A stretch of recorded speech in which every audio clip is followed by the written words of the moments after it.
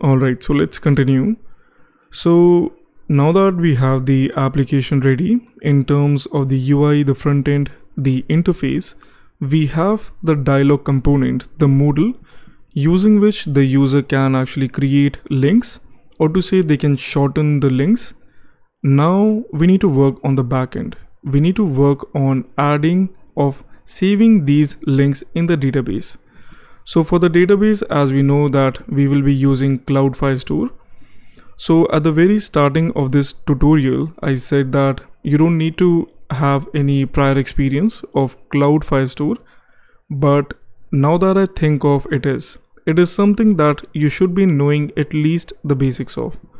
So for that, there's no need to worry if you have no experience, because they actually have an entire playlist on it on their official channel, which is Get to Know Cloud Firestore, which covers almost everything that you need to know about Cloud Firestore. But for our case, for our application, you don't need to go through the entire thing. You can just watch the first two, and I think these two should cover the basics.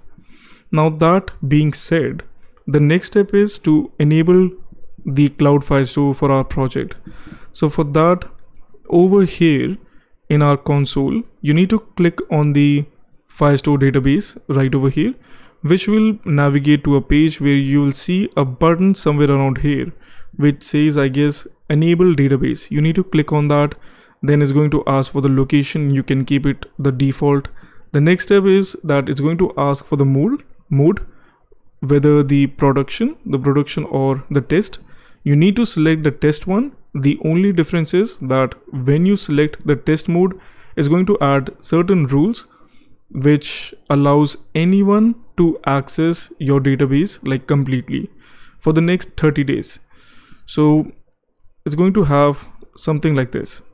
So you need to do that. No need to worry. These are not like hard rules. You can change them anytime. As you can see that I've been playing around with the rules just to test a few things. So anyway, we will get to the rules at a later point. The point being that you need to set up the Cloud Firestore as we are going to use it. Now the next thing is, after you do that, after you enable it, we need to do a bit of planning. Like before we can actually save these links in the database, we need to have a direction, like a direction in terms of the data modeling, the structure of the database, how it's going to look, which involves considering a few things such as the relation between the data in our database. So that's a few things that we have to consider before we can actually start saving data inside the database. So that being said, let's do that right away.